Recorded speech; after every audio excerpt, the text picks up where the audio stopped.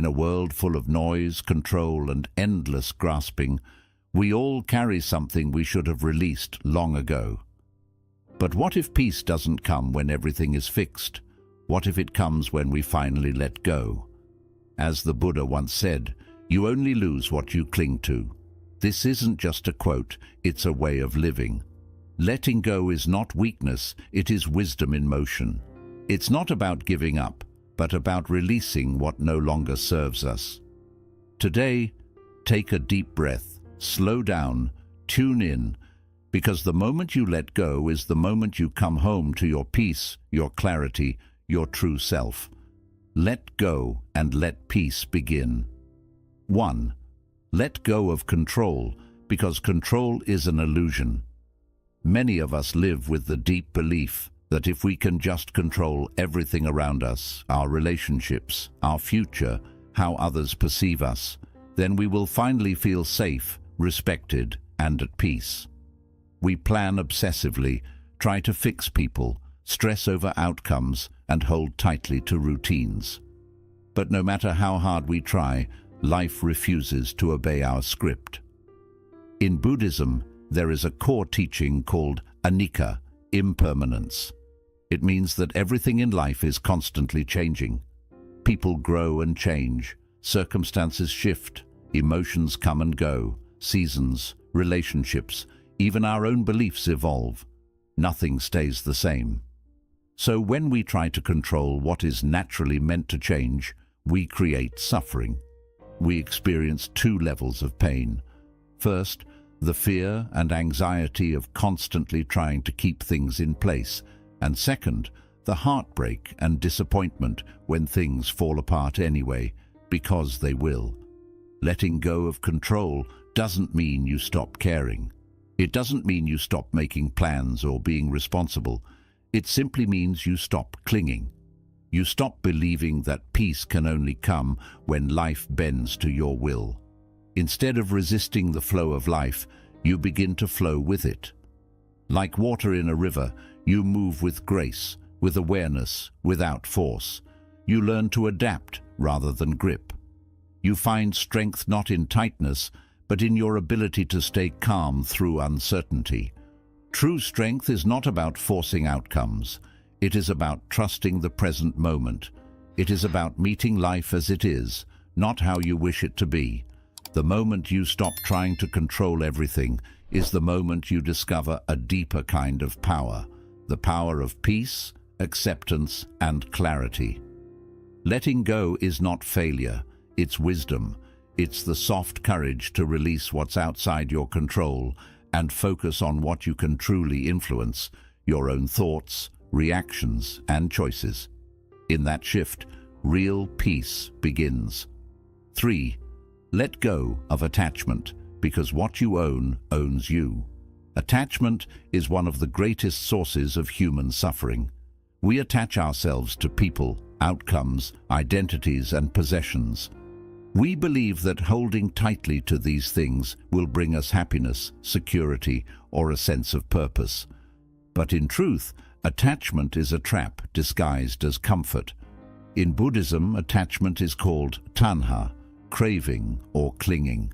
It arises when we try to hold on to things that are, by nature, impermanent. A relationship, no matter how loving, will change. A job, no matter how secure, may end. Even our bodies, status, and abilities will eventually shift. The more tightly we grip, the more pain we feel when things inevitably change. We begin to fear loss, resist growth, and feel anxious about the future. This creates suffering, not because things are changing, but because we expected them to stay the same. Letting go of attachment does not mean we stop caring. It means we begin to care differently, with openness, not possession. We learn to love without needing to own, to enjoy without needing to cling, to give without expecting anything in return. It's the difference between holding a bird gently in your hands and locking it in a cage. When you allow life, people, and experiences to be free, you give them space to breathe and yourself space to find peace. Attachment is often based in fear, the fear of being alone, of not being enough, of losing what we think gives us value. But when we examine these fears, we realize that our peace cannot come from anything outside us. It must come from within. The Buddha taught that freedom begins when we stop tying our happiness to things we cannot control, when we stop saying, "I need this to be okay," and start saying, "I am okay," no matter what comes or goes, because in truth, what you own, if you cling too tightly, ends up owning you. You become a prisoner of your desires, expectations, and fears. But the one who lets go becomes free, free to love without fear, free to walk through life with an open heart and a steady mind, free to experience deep, lasting peace, not because of what they have, but because of what they've released. Let go, and you'll realize you were never missing anything. You were just holding on too tightly to what you were meant to set free. 4. Let go of the past, because it's already gone. The past can be a quiet prison. We carry memories like heavy stones, regrets over what we did, shame over what we failed to do, sadness over what we lost. Our minds often replay these old moments, hoping to find closure or to rewrite the ending. But no matter how many times we revisit the past, we can't change it. What's done is done. In Buddhism, one of the most powerful teachings is mindfulness. Living in the present moment with full awareness and acceptance. That's because the present is the only moment that's truly alive. The past is a memory. The future is a dream. The only place we can breathe, act, and find peace is now. But when we cling to the past, we become blind to the beauty of the present. We walk through life looking backward, carrying guilt, bitterness, and pain from events that no longer exist. It's like dragging a bag of broken glass behind us, hoping one day it will make us whole. Letting go of the past doesn't mean pretending it never happened. It doesn't mean ignoring your pain or forgetting important lessons.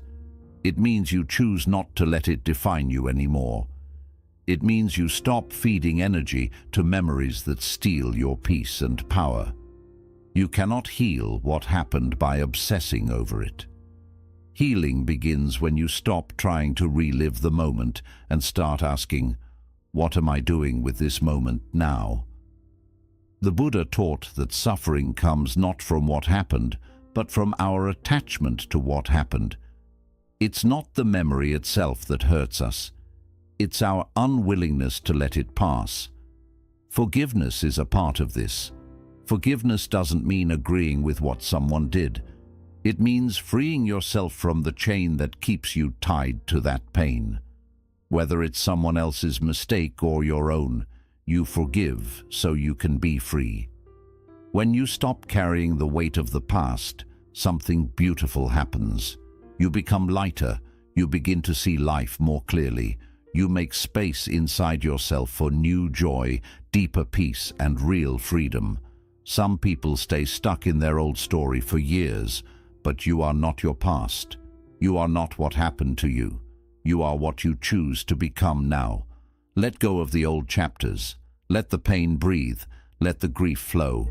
And then, gently, let it go. Because the past is already gone. But your peace, your future, your present moment, that is still in your hands. 5. Let go of ego. Because it separates you from everything. The ego is the invisible mask we wear, the story we tell ourselves about who we are and what makes us important. It whispers things like, "I am better than them. I can't be wrong. I must win. I need them to see how powerful I am." At first glance, ego looks like confidence. It looks like ambition, pride, and self-respect. But look deeper and you'll see the truth. Ego is fear in disguise. Fear of being overlooked, fear of being unimportant, fear of losing control. In Buddhism, the concept of anatta, or non-self, teaches us that there is no permanent, solid self. Who you are is not a fixed identity. You are not your name, your job, your body, or your opinions. You are not even your thoughts. You are the awareness beneath it all, the presence watching the experience unfold. But the ego tries to protect a false identity. It builds walls between us and others. It says, this is me and that is you. It separates. It competes. It constantly compares. It clings to the need to be seen, to be right, to be superior. And in doing so, it isolates you, not only from others, but from your own peace. Think about it. How many arguments were created not by truth, but by ego needing to win? How many relationships were destroyed, not by lack of love, but by someone refusing to say, I was wrong? How often do we feel angry, hurt, or offended simply because our ego got bruised? The ego is obsessed with image. It wants others to see you as powerful, wise, successful, untouchable. But this image is not you. It's a costume, a fragile shell that must constantly be defended and maintained. And the moment someone questions it or doesn't treat you the way you expect, the ego feels attacked. Letting go of ego doesn't mean you have no identity. It means you no longer need to cling to one. You no longer define yourself by status, labels, possessions, or being right. You realize that your value is not based on how people see you, but on your own internal truth. The ego says, if I win, I am worthy. The deeper self says, I am already whole. I need nothing to prove that.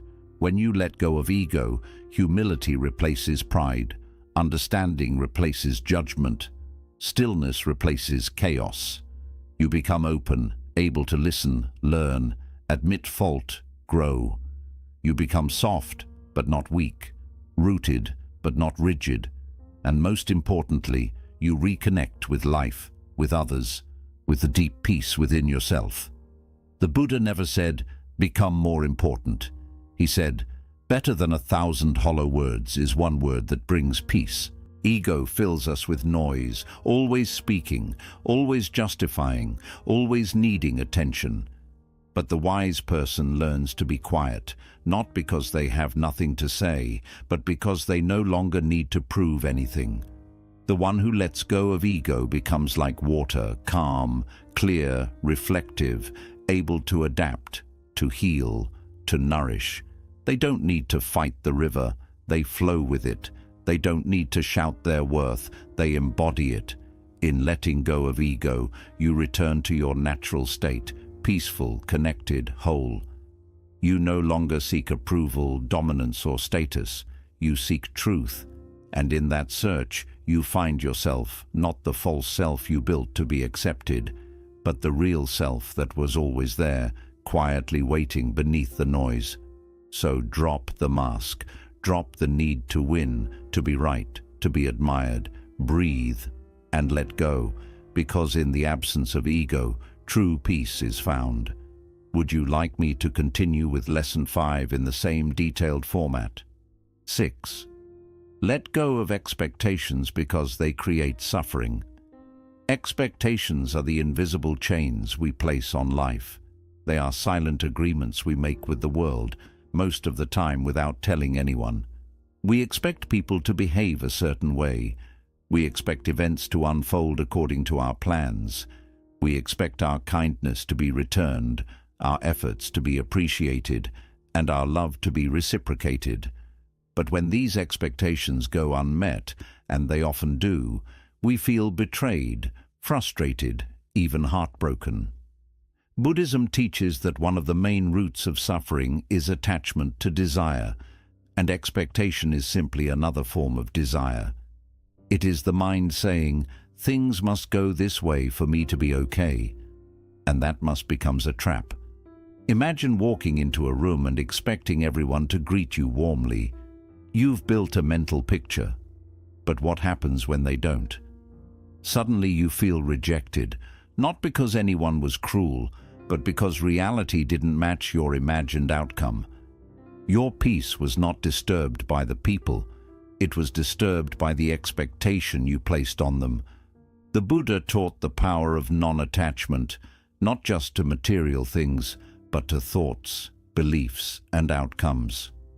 When we expect the world to move according to our script, we create tension.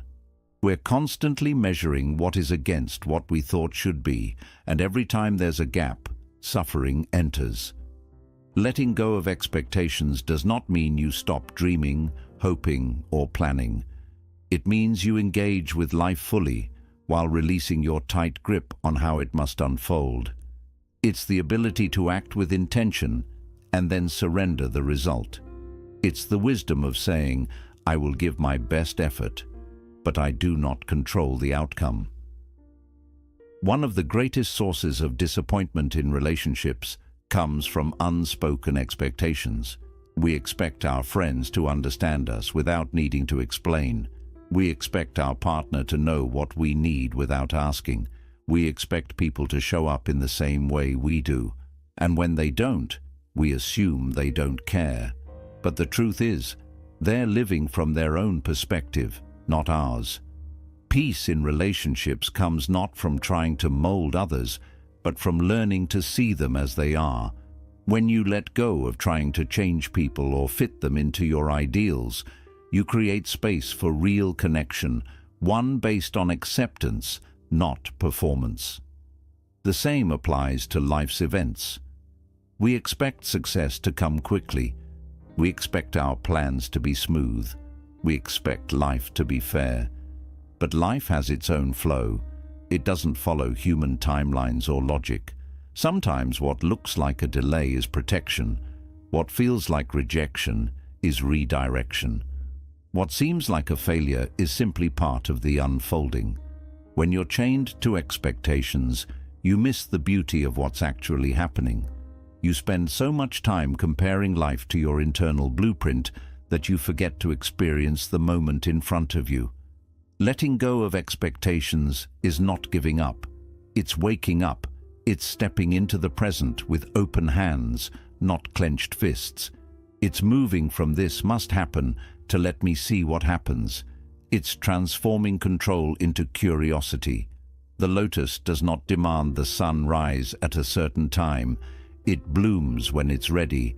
The river does not demand the rocks to move. It flows around them.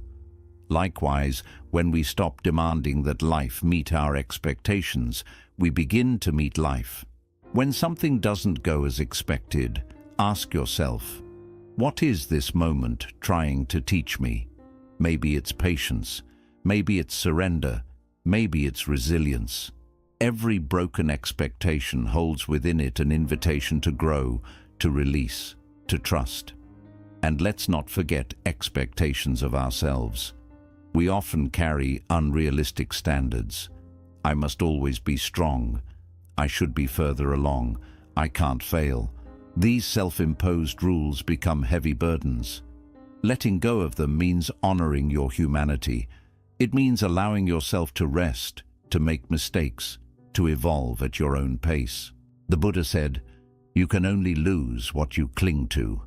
When you let go of expectations, you lose nothing essential. You only lose the suffering created by insisting the world conform to your script, and in return, you gain peace, openness, freedom. So breathe. Trust life a little more. Let go of how it should be, and make space to appreciate how it is. Because often the peace we seek isn't found in getting everything we expected, it's found in learning to love what we didn't expect at all. 7. Let go of the need to be understood, because truth needs no defense. One of the quiet struggles that most people experience but rarely talk about is the deep desire to be understood, to be seen for who we truly are, to have our intentions recognized, to be heard without being judged.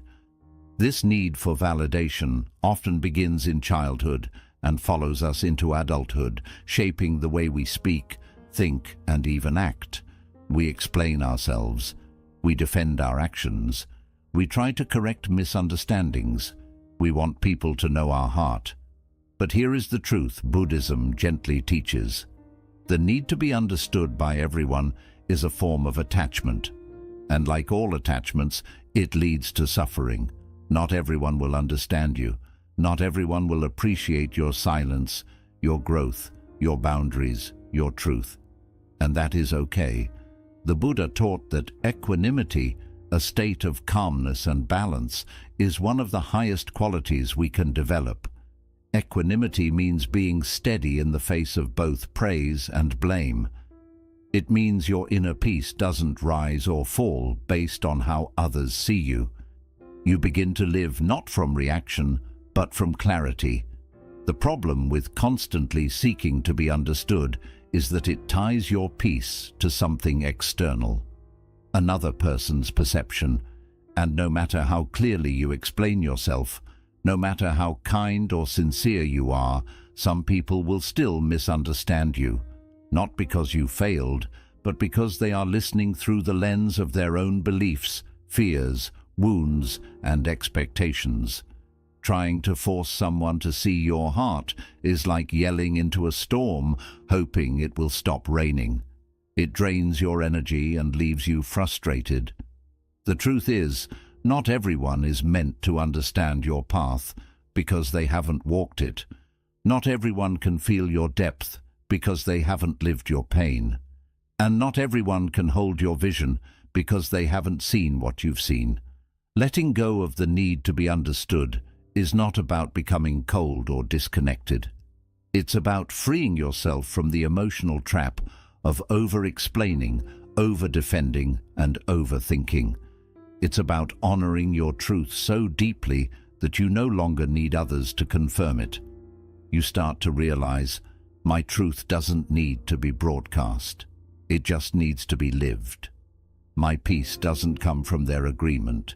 It comes from my own alignment. My worth is not dependent on being seen. It is inherent.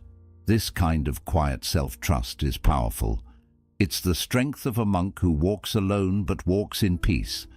It's the calm of a person who knows their intentions are pure, even if others question them. It's the freedom of a soul that no longer needs approval to breathe freely. There's a beautiful Buddhist metaphor. Be like the tree that stands still as the wind moves through it.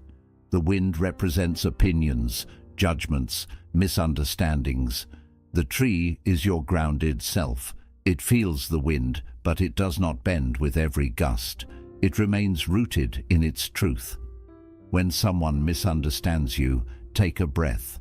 Ask yourself, is it worth explaining, or is it better to be at peace? Sometimes silence is more powerful than any argument, not because you're weak, but because you've matured beyond needing to convince. There will be moments in life when the most loving thing you can do for yourself is to stay quiet, not out of avoidance, but out of wisdom. You've realized that defending yourself to someone who doesn't want to understand you is like planting seeds in barren soil. This applies in relationships, family, even work. Sometimes you'll be judged for choosing peace over drama. Sometimes you'll be labeled cold for setting boundaries. Sometimes your inner transformation will be met with suspicion rather than support. But if you know your heart is clean, let that be enough. The Buddha said silence is sometimes the best answer, because silence is not empty, it's full of understanding, power, and restraint. It's the response of someone who knows that truth stands firm, even when it's questioned. Over time, you'll notice something beautiful. The more you release the need to be understood, the more at ease you become. You start doing things not to impress, but because they feel right. You speak less, but your words carry more weight. You stop chasing approval and start attracting peace. Letting go of the need to be understood doesn't mean you isolate yourself. It means you finally come home to yourself. You no longer wait for others to reflect your worth back to you. You become your own mirror, and in that quiet space where explanation fades and truth remains, you find something priceless. Freedom. You'll still be misunderstood. You'll still be judged. But none of it will shake you, because when you've let go of needing to be understood, you've already found something better. inner clarity that doesn't need to shout. There is a quiet struggle happening inside many of us, a battle between the way life is and the way we think it should be. This battle is called resistance. We resist our emotions. We resist the difficult moments. We resist what we can't control, can't predict, and can't understand. We carry around the idea that life must fit our plan. And when it doesn't, we push back. We fight reality with our thoughts, our complaints, our frustration. But in Buddhism, we are taught that suffering is not in the experience itself. It's in our resistance that suffering begins. Pain is a natural part of life, but suffering is a choice. The moment you think, this shouldn't be happening, you've stepped out of the present. You're no longer flowing with life, you're fighting it. And no one ever wins a battle against the present moment. Imagine a river flowing downstream. If you jump in and try to swim upstream, pushing against the current, you'll wear yourself out, struggle, and eventually get pulled under. But if you relax and float, trusting the flow, the water carries you with ease. Life is like that river, always moving, always changing. And your peace depends on your ability to flow with it, not control it.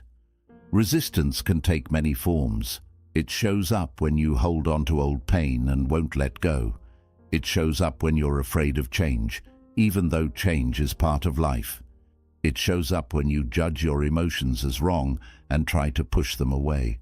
It shows up when you deny what's happening because it feels uncomfortable. But here's the truth. The more you resist an emotion, the stronger it becomes. The more you avoid discomfort, the more it lingers. The harder you try to control life, the more out of control it feels. Buddhism teaches us the power of radical acceptance, meeting each moment just as it is, without judgment, without resistance. This doesn't mean giving up or ignoring injustice. It means no longer fighting what has already happened.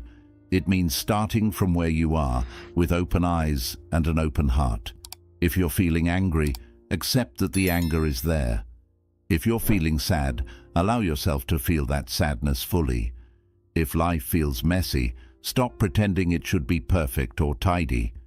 Acceptance isn't weakness, it's a sign of true strength. It takes real courage to face your feelings, to see things as they are, and to stop running from them. When you resist what's happening, you create stress. But when you accept it, you create space. You begin to say, this is happening, and I can face it with calm. This is hard, and I can breathe through it. This isn't what I wanted, but maybe it's what I need. Letting go of resistance doesn't mean you like everything that happens. It means you understand that fighting what is only adds to your suffering. Yelling at a storm doesn't make it stop. The storm passes when you stop wishing for sunshine and instead take shelter in your awareness. The Buddha said, just as a solid rock is not shaken by the wind, so the wise are not moved by praise or blame. That kind of calm strength comes from surrender, not giving up, but giving in to the truth of what is.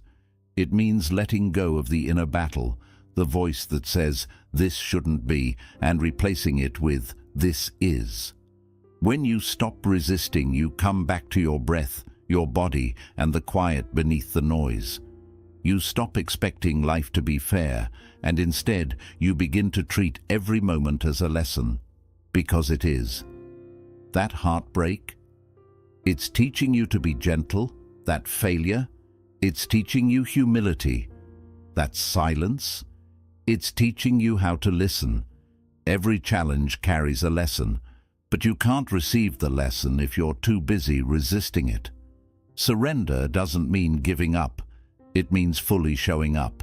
It means being awake and aware in your own experience. It's choosing to respond with care instead of reacting out of fear. It's choosing growth over holding on, peace over control. Think for a moment, how much energy have you spent resisting life, resisting change, endings, uncertainty, or the pressure to be perfect? Now imagine using that same energy to pause, to breathe, to soften your grip. What if, instead of asking, "Why is this happening to me?" you asked, "What is this moment asking me to let go of?" Letting go of resistance is like loosening a tight knot in your chest. The moment you stop pulling, the knot begins to loosen. You feel lighter, not because the outside world changed, but because you did. The mind wants to be in control. The ego wants comfort. But the soul wants truth. And truth only comes when you create room for it to enter. Every time you resist, you're saying, "I know better than life." But every time you surrender, you're saying, "I trust the wisdom in how this moment is unfolding." And it's in that trust where deep peace begins to grow. So today, take a breath and lean into whatever feels uncomfortable. Let this moment be exactly as it is. Notice your resistance, and then slowly, softly, let it go. You don't have to struggle so much. You don't have to hold the weight of things you cannot change. The storm will pass, the river will carry you forward, and peace will find you. Not when everything is perfect, but when you stop holding on so tightly. Letting go isn't something you do just once. It's a quiet, sacred choice you make again and again, a gentle return to peace, moment by moment. You release control, not because you're giving up, but because you've learned that life flows more easily when you stop pushing against it. You release attachment, not because you don't care, but because love is about freedom, not ownership. You release the past, not to erase it, but to free yourself from what no longer serves you. You release ego, not to lose who you are, but to reconnect with the deeper truth of who you've always been. You release expectations, not to settle for less, but to open your eyes to what's really here, right now. And you release the need to be understood, not to cut yourself off, but because you've learned to trust your truth quietly, without needing approval. You let go of resistance, not because you're giving up, but so you can finally breathe and allow peace to meet you where it's always been, here, now, within. The world might still try to pull you back into chaos, but remember, you were never meant to control the wind. You were meant to learn how to be still, how to let go, and how to trust that the sky will clear on its own. Letting go isn't the end. It's the beginning of clarity, of kindness, and of a peace that nothing can shake. So wherever you are right now, and whatever you're still holding on to, take a slow, deep breath and ask yourself with honesty, is it time to let this go? Because when you do, you won't fall, you'll rise.